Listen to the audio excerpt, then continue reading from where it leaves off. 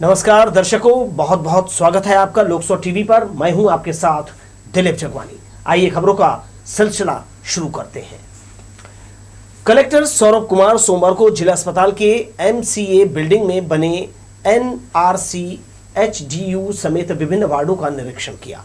इस दौरान उन्होंने प्रत्येक वार्ड में पहुंचकर भर्ती बच्चों के परिजनों से इलाज और व्यवस्था संबंधी चर्चा की। मातृ शिशु अस्पताल के चौथी मंजिल में रेड क्रॉस सोसाइटी के माध्यम से शिशुओं के लिए सुसज्जित वार्ड और प्ले रूम का निर्माण कराया गया है। राज्यपाल ने इसका वर्चुअल उद्घाटन किया था, जिसके बाद से वार्ड लगातार अपनी बेहतरी की ओर बढ़ रहा था। कलेक्टर ने निरीक्षण के दौरान अस्पताल में मौजूद शिशु रोग विशेषज्ञों से बच्चों की बीमारी और उसके संपूर्ण इलाज की व्यवस्था न्यूनतम दरों में करने को कहा। इसके साथ ही उन्होंने कहा कि वार्ड बेहद संतोषजनक बनाए गए हैं। उम्मीद है कि बच्चों को यहाँ बेहतर इलाज मिलेगा। न्यूट्रिशनल रिहैबिलिटेशन सेंटर, जो बच्चे कमज़ोर होते हैं उनको हम रखते हैं यहाँ पे, खाना खिलाते हैं गुणवत्ता वाला और उनको ठीक करा के निकालते हैं, उसका अवलोकन किया। एचडीयू हाई डेंसिटी यूनिट जो होती है, जहाँ पे बच्चे जिनको ज़्यादा बीमार होते हैं, जो बच्चों का आईसीयू होता है, वो भी रेड क्रॉस अंतर्गत नवीन बना है, उसका अवलोकन किया। जो हमारा खेलने का सेंटर है बच्चों का, उसका भी अवलोकन किया। बच्चों का इंफ्रास्ट्रक्चर है, विशेषकर हमारे एमसीएच अस्पताल में, वो अच्छा है और मैं अपेक्षा करूँगा कि हमारे सभी डॉक्टर जो हमारे यहाँ पेशेंट आ रहे हैं, वो जो पेशेंट हमारे यहाँ आते हैं वो सामान्यतः lower middle class, lower class और कम इनकम आय वाले होते हैं, तो उनको अच्छी तरह से ट्रीट करें, दवाई टेस्ट सब उपलब्ध कराएं। कलेक्टर ने निरीक्षण के दौरान बच्चों के प्ले एरिया और एनआरसी रूम सहित उनके लिए बनाए जाने वाले खाने के किचन का भी बारीकी से जायजा लिया। कलेक्टर के निरीक्षण के दौरान अस्पताल की व्यवस्था चाक चौबंद नजर आई। वहीं निरीक्षण में कलेक्टर के साथ जिला पंचायत अध्यक्ष Arun Singh Chauhan, CMHO doctor R K. Singh, civil surgeon सहित शिशु रोग विशेषज्ञ और अन्य चिकित्सक मौजूद रहे। इस दौरान रेड क्रॉस सोसाइटी के नोडल अधिकारी doctor M.A. Jiwani, red cross जिला समन्वयक सौरभ सक्सेना सहित सोसाइटी के पदाधिकारी भी मौजूद रहे। लोकसभा टीवी के लिए कैमरामैन राजा खान के साथ नीरज शर्मा, बिलासपुर। निरीक्षण के दौरान जिला अस्पताल में कलेक्टर सौरभ कुमार की मुलाकात यहां अपने बच्चे का इलाज करा रही गंगाबाई रजक से हुई। गंगाबाई ने कलेक्टर को बताया कि कोरोना काल के दौरान उनके पति सूरज की सड़क हादसे में मौत हो गई थी। इस दौरान कलेक्टर को बताया कि उसके पास आय का कोई भी स्रोत नहीं है और ना ही किसी प्रकार का कार्ड बनाया गया है। जैसे तैसे घर में 4 बच्चों का पालन पोषण कर रही है। बस इतना सुनते ही कलेक्टर सौरभ कुमार ने उन्हें उदारतापूर्वक भरोसा दिलाया कि उनकी नौकरी की व्यवस्था वे करेंगे। कलेक्टर ने रेड क्रॉस सोसाइटी के जिला समन्वयक सौरभ सक्सेना को गंगाबाई से पत्र लेने और कार्यालय में जो है कार्य देने का निर्देश दिया। कलेक्टर ने रेड क्रॉस सोसाइटी के जिला समन्वयक सौरभ सक्सेना को गंगाबाई से पत्र लेकर कार्यालय में देने के निर्देश दिए। अपने सामाजिक सरोकार के तहत गर्मी के मौसम में राहगीरों को पानी पिलाने स्काउट एंड गाइड्स ने पियाऊ घर स्थापित किया है। महापौर ने इसका शुभारंभ कर नेक कार्य के लिए प्रशंसा की। कार्यक्रम में छात्रों को सेवा कार्य के लिए पुरस्कृत किया गया। जन सेवा में समर्पित स्काउट एंड गाइड्स संगठन गर्मी के दिनों में फिर से जल सेवा शुरू की है। कलेक्ट्रेट के सामने पियाऊ घर का महापौर रामशरण यादव ने शुभारंभ किया। इस अवसर पर जिला शिक्षा अधिकारी डी.के. कौशिक और संगठन के पदाधिकारी, छात्र छात्राएं मौजूद थे। महापौर ने सेवा कार्य के लिए स्काउट एंड गाइड्स की प्रशंसा करते हुए कहा, खासकर गर्मी के दिनों में लोगों को अतिरिक्त पेयजल की आवश्यकता होती है। दूर दराज से शहर आने वालों के लिए यह सेवा समर्पण का भाव है। गर्मी का दिन आता है, शहर से लगे हुए जितने गांव के आसपास के लोग बिलासपुर शहर में आते हैं, राह चलते हैं। जो पैदल चलने वाले हैं, मोटरसाइकिल में चलने वाले हैं, जो साइकिल में चलने वाले हैं, उनको पानी की आवश्यकता पड़ती है, क्योंकि धूप में चलते हैं और गर्मी के दिनों में शरीर में पानी कम हो जाता है। उस पानी को दूर करने के लिए समय समय पर पानी आसानी से मिले, उसको ध्यान में रखते हुए गर्मी के दिन में सामाजिक संस्थाओं के द्वारा, नगर निगम के द्वारा, स्काउट गाइड संस्था के द्वारा हर साल प्याऊ घर खोला जाता है। जिला संगठन आयुक्त विजय यादव ने बताया, प्याऊ घर रोजाना शाम 5 बजे तक संचालित किया जाएगा। इस दौरान स्काउट गाइड अपने सीनियर के मार्गदर्शन में राहगीरों को जल सेवा देंगे। राष्ट्रीय स्तर पर मिले आदेश के तहत सभी जिला मुख्यालय में स्काउट गाइड इस कार्य में समर्पित रहेंगे। प्याऊ घर है, पिछले वर्ष भी हमारे यहाँ संचालित होता था, 45 दिन तक किया गया था। मुख्य रूप से हमारे राज्य मुख्यालय आयुक्त माननीय विनोद सोनल चंद्राकर जी, संसदीय सचिव एवं राज्य सचिव आदरणीय श्री कैलाश सोनी जी के निर्देशानुसार आज यह प्याऊ घर हमारे जिला शिक्षा अधिकारी एवं जिला आयुक्त स्काउट के मार्गदर्शन में प्रारंभ किया गया है। प्रदेश और राष्ट्रीय स्तर पर हुए कार्यक्रमों में भागीदारी निभाने वाले जिले के स्काउट गाइड और उनके अधिकारियों को महापौर और डीओ डी.के. कौशिक ने सर्टिफिकेट प्रदान किया और उन्हें बधाई दी। कार्यक्रम के आरंभ में संगठन के सदस्यों ने अतिथियों को स्कार्फ पहनाकर उनका स्वागत किया। कैमरामैन सतीश साहू के साथ दिलीप जगवानी, लोकसभा टीवी, बिलासपुर। देश से कांग्रेस का सफाया करने आतुर भाजपा को देश हित में हटाने कम्युनिस्ट पार्टी की मुहिम तेज हो गई है। केंद्र की मोदी सरकार पर कई गंभीर आरोप लगाते हुए उसने देशव्यापी एक दिन का धरना प्रदर्शन किया। मुख्यालय के नेहरू चौक में एकत्र हुए कम्युनिस्ट और किसान संगठन से जुड़े नेताओं ने कहा, देश की संपत्ति बेची जा रही है। नौजवानों से रोजगार का वादा कर केंद्र सरकार भूल गई है। देश में महंगाई उच्चतम स्तर पर है। आज भी देश में करोड़ों लोगों के पास अपना मकान नहीं है। किसानों के हित में फैसले लेने में सरकार देरी कर रही है। इन तमाम मुद्दों को लेकर कम्युनिस्ट पार्टी ने भाजपा हटाओ, देश और जनता को बचाओ का नारा लगाया। पूरा भारत देश में क्रांति का अभियान चलाई, भाजपा हराओ देश बचाओ। और इसलिए कि जो इन्होंने वादा किया था चुनाव में, वो वादे उन्होंने पूरे नहीं किए। जैसे 2 करोड़ रोजगार का सवाल था, वो पूरा नहीं हुआ। आज 18 करोड़ रोजगार मिलना था। किसानों की फसल का दुगना दाम मिलना था, वो नहीं मिला।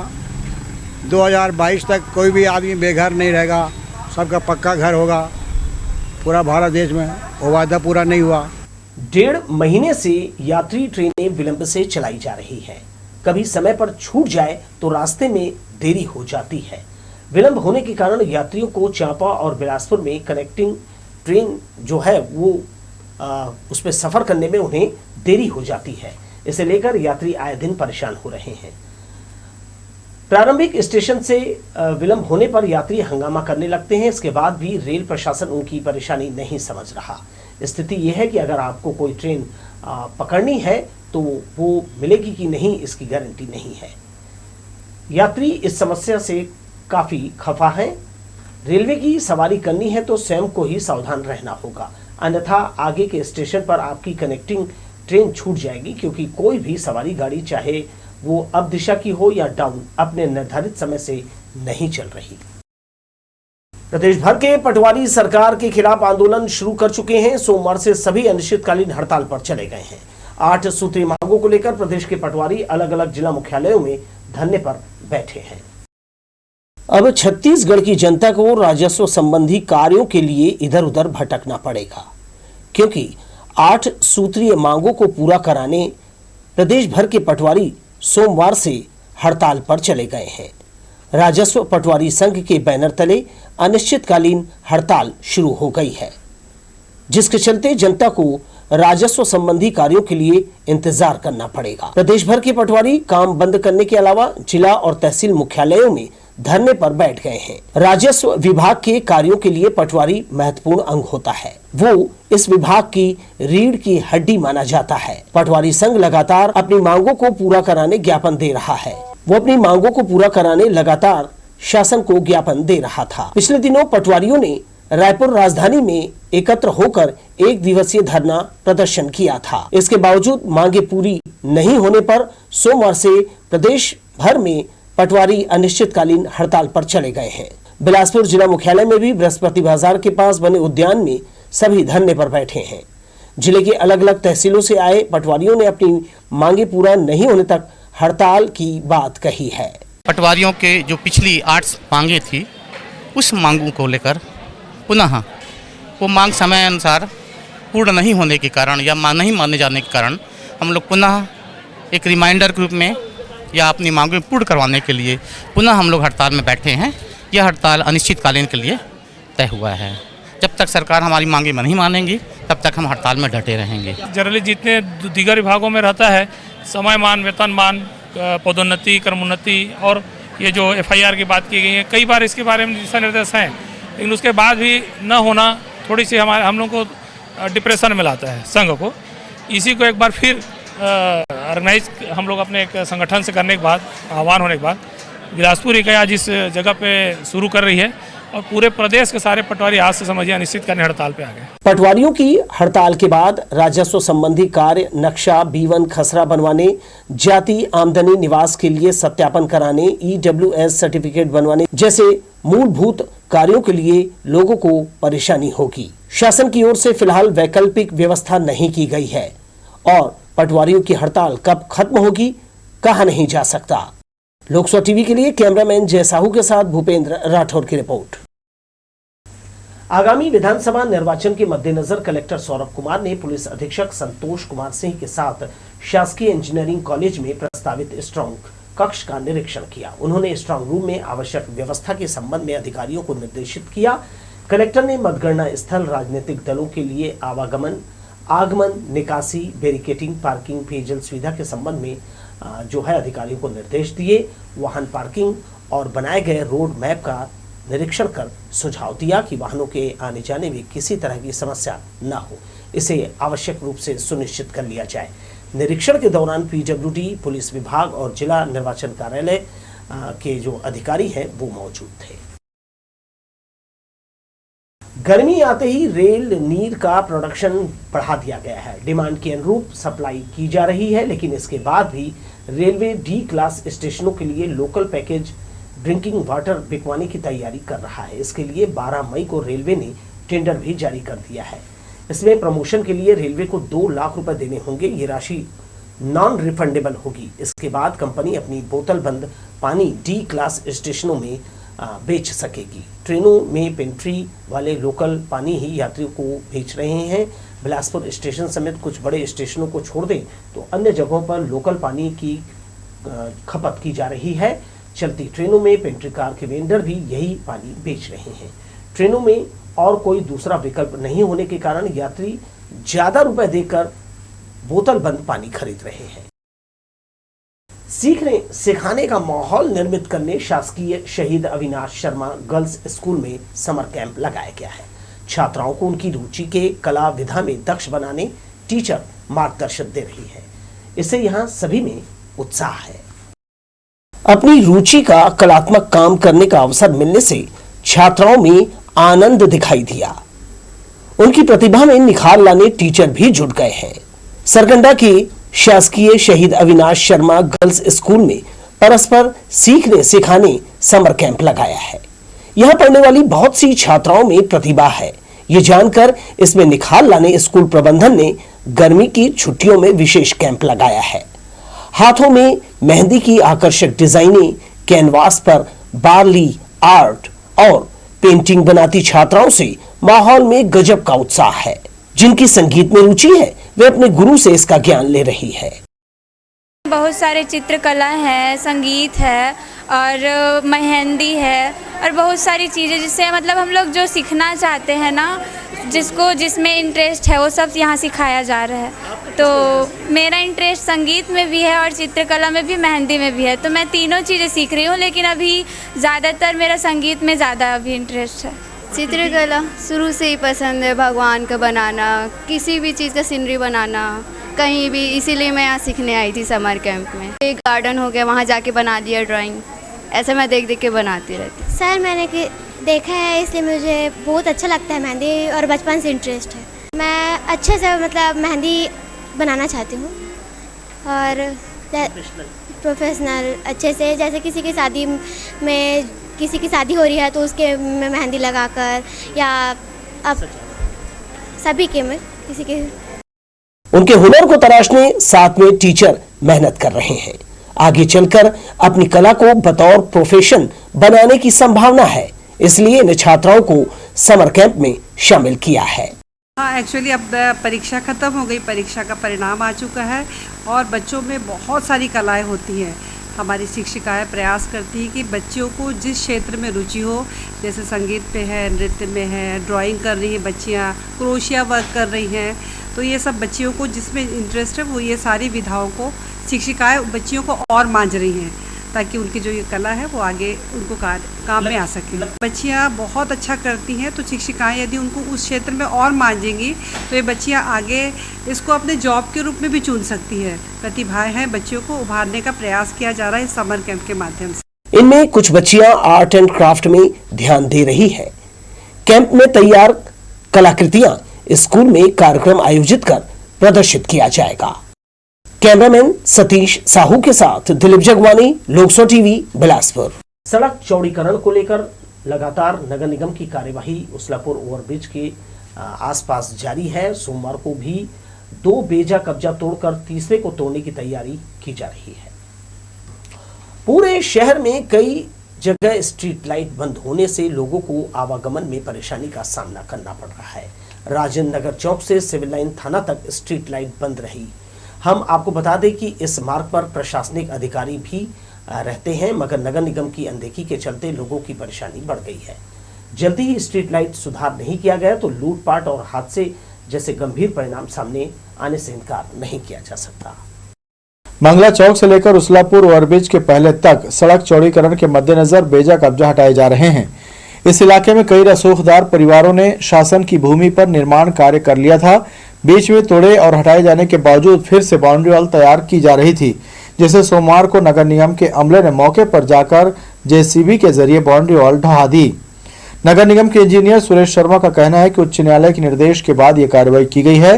वर्तमान में संतोष सिंघानिया और डीडी बजाज के बेजा कब्जा को तोड़ा गया है। राजेश सिंघानिया के कब्जे पर अभी भी स्टे लगा हुआ है। उसके बाद भी वकील से अभिमत लेने के बाद आगे की कार्रवाई की जाएगी। माननीय उच्च न्यायालय के निर्देशानुसार जो लोगों ने जिसको तोड़ा गया था उस क्षेत्र में बनाया था, उसको अपन ने आज तोड़ दिया है पुलिस बल की सहायता से और स्वीकृति प्राप्त करके आयुक्त से बाकायदा उन दोनों की बाउंड्री वॉल को हटा दिया गया है। संतोष सिंघानिया है और एक डीडी बजाज जिसके ऊपर अपन आज कार्रवाई किए हैं, और एक राजेंद्र सिंघानिया का जो है स्टे है लोअर कोर्ट से, जिसके लिए उच्च न्यायालय से कोई निर्देश प्राप्त नहीं हुए हैं। आज अपन अपने वकील से अभिमत ले रहे हैं और अभिमत प्राप्त होने पर यदि नियमानुसार कार्रवाई करने के निर्देश दिए जाते हैं तो उस पर अपन कार्रवाई करेंगे। पिछले कुछ समय से इस सड़क से रसूखदारों के कब्जे को हटाने के लिए नगर निगम और जिला प्रशासन को काफी माथापच्ची का सामना करना पड़ा है। लगातार समझाइश और मान मनोबल के बाद भी जब मामला नहीं बना तो कोर्ट से परमिशन लेकर इस कार्य को अंजाम दिया जा रहा है। हालांकि कब्जाधारी भी कोर्ट जाकर स्टे ले रहे हैं, मगर निगम को इस मामले में लगातार सफलता मिल रही है। लोकसो टीवी के लिए कैमरामैन सुशांत सिंह के साथ इरशाद अली, बिलासपुर। नर्सिंग कर्मी मानव जाति के कल्याण के लिए सेवा कार्यों में सदैव अग्रणी रहते हैं। दिन हो या रात पूरी शिद्दत से अपने कर्तव्य को निभाते हैं। कोरोना काल में भी अपनी जान की परवाह किए बिना नर्सिंग कर्मियों ने मरीजों की खूब सेवा की। सोमवार को मातृ शिशु अस्पताल में अंतर्राष्ट्रीय नर्सेस डे को लेकर सेवा भाव रखने वाले ऐसे नर्सिंग कर्मियों को प्रशस्ति पत्र देकर सम्मानित किया गया। कलेक्टर के हाथों मिले सम्मान से अभिभूत नर्स के चेहरे पर खुशी की लहर दिखी गई। सोमवार को जिला अस्पताल में अंतर्राष्ट्रीय नर्सेज डे के अवसर पर अस्पताल में उत्कृष्ट कार्य करने वाली नर्सों को कलेक्टर सौरभ कुमार ने प्रशस्ति पत्र देकर सम्मानित किया। मातृ शिशु अस्पताल के तीसरे माले में आयोजित इस कार्यक्रम में शामिल हुई नर्सों को बेहतर कार्य करने और मरीजों का ख्याल रखने के लिए मौजूद लोगों ने धन्यवाद दिया। सम्मान कार्यक्रम को संबोधित करते हुए कलेक्टर ने कहा कि नर्सें वैसे तो शुरू से ही अपनी जिम्मेदारियों के प्रति संवेदनशील रहती हैं, लेकिन कोरोना काल के समय नर्सों का सामान्य व कोरोना संक्रमित मरीजों के प्रति महत्वपूर्ण योगदान रहा। कई नर्सों ने कोरोना काल में अपने फर्ज को निभाते हुए बलिदान दे दिया, जिन्हें वे नमन करते हैं। कलेक्टर ने सभी नर्सों से अपेक्षा की कि इसी तरह अपनी जिम्मेदारियों के प्रति संवेदनशील रहें। स्वास्थ्य कितना इम्पोर्टेंट होता है कोरोना में हमने देखा है, पर इवन विदाउट कोरोना इस अस्पताल में जो भी मरीज है और उसका जो भी परिवार वाला है उस पर अभी भी वही बीत रही होगी जो कोरोना में किसी और पेशेंट पे बीतती है। तो उसको हैंडल करना, अपना काम रोज करना, अपना काम पेशेंस से करना, बिकॉज सामने वाला बहुत भावुक होता है, उसका मरीज का जो पेशेंट होगा, उसका जो परिवार वाला होगा वो बहुत ही भावुक होगा, उसको हैंडल करना, इलाज के साथ साथ उसके परिवार को भी हैंडल करना, उसकी मेंटल मैनेजमेंट। कोरोना काल की त्रासदी और फ्रंट लाइन में रहकर अपने दायित्वों को पूरा करने नर्सिंग स्टाफ ने काफी महत्वपूर्ण भूमिका निभाई थी। यही कारण है कि लोगों के मन में चिकित्सकों और नर्सिंग स्टाफ के प्रति सम्मान बना हुआ है। लोकसभा टीवी के लिए कैमरामैन राजा खान के साथ नीरज शर्मा, बिलासपुर। शहर में बिगड़े यातायात व्यवस्था को दुरुस्त करने और ऐसे वाहन चालक जो नियमों को ताक पर रख फर्राटा भरते हैं, इनके खिलाफ जो है पुलिस कार्यवाही कर रही है, सख्ती से पेश आ रही है। मोटरसाइकिल पर मॉडिफाइड साइलेंसर लगाकर कान फोड़ू आवाज उत्पन्न करने वाले 37 से ज्यादा वाहन चालकों के खिलाफ यातायात पुलिस ने चालान काटा। इतना ही नहीं, यातायात डीएसपी संजय साहू ने ऐसे वाहन चालकों के खिलाफ लगातार कार्यवाही करने की चेतावनी दी है।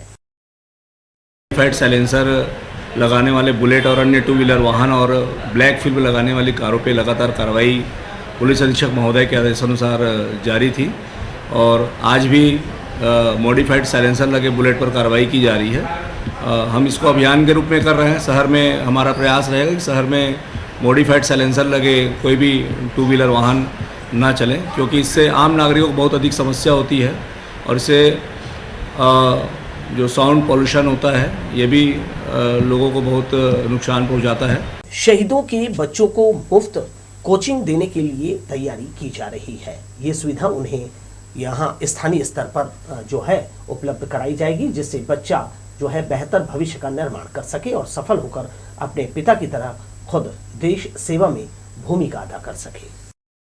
प्रेस क्लब में पत्रकारों से चर्चा करते हुए कंपटीशन कम्युनिटी के director Syed Obaid Akbar, centre head Mayur Kasturi और एफएम ग्रुप के सीईओ मृणाल शर्मा ने बताया कि यह नया प्रयास शहीदों के परिवारों के लिए शुरू किया जा रहा है, जिसके अंतर्गत जिन छात्रों के अभिभावक जो किसी सैन्य सेवा में रहे हैं, जैसे आर्मी, सीआरपीएफ समेत अन्य जो साल 2022 या उसके बाद किसी भी हमले दुर्घटना में शहीद हुए हैं, उनके बच्चों को सभी ऑफलाइन ऑनलाइन कोर्सेज निःशुल्क उपलब्ध कराए जाएंगे।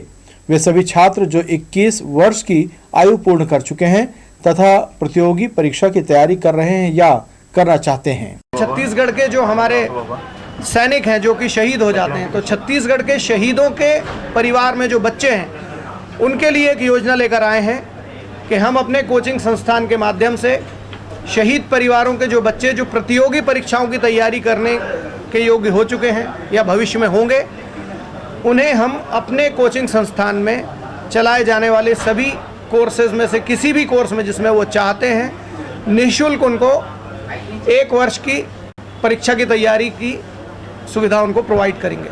बताया गया कि उन्हें अलग अलग कोर्सेज उपलब्ध करवाए जाएंगे। ऑफलाइन कोर्स बिलासपुर, रायपुर, दुर्ग, राजनांदगांव में कराया जा रहा है। CGPSC integrated, CGPSC mains, CGPSC prelims, SSC, banking, railway, Chhattisgarh Vyapam समेत अन्य परीक्षा की तैयारी निःशुल्क कराई जाएगी।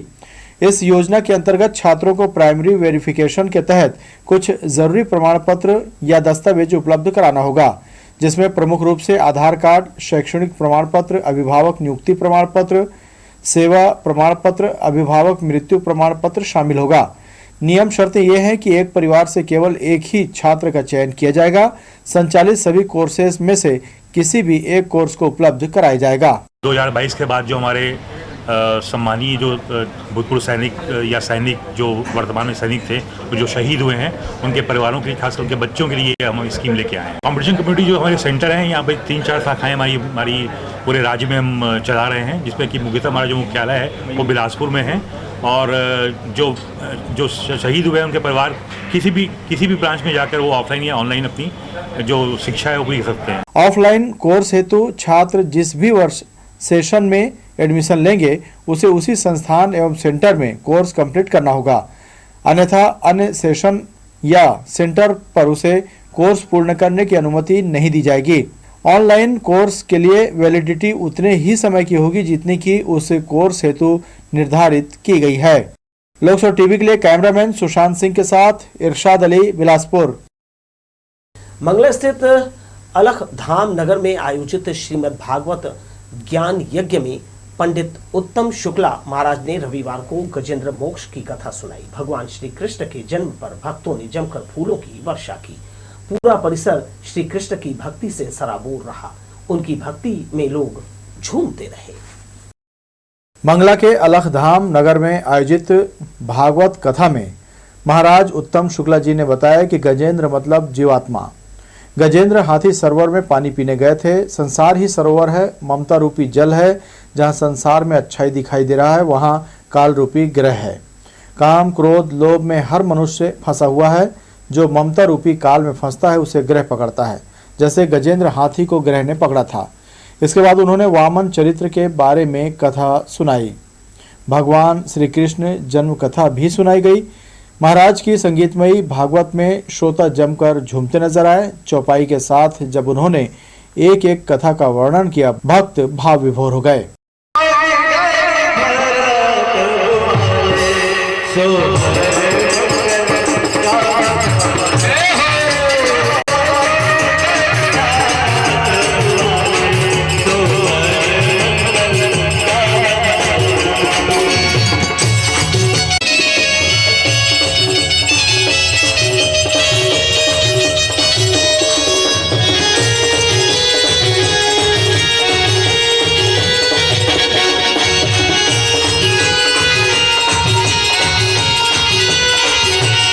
गजेंद्र मोक्ष कथा, समुद्र मंथन कथा, भगवान वामन की अवतार कथा एवं साथ में भगवान कृष्ण की जन्म उत्सव की कथा यहाँ पर प्रारंभ है, चल रहा है। इस दौरान पंडित भूपेंद्र शुक्ला द्वारा वेदी पूजन पाठ व भागवत का मूल पाठ किया गया।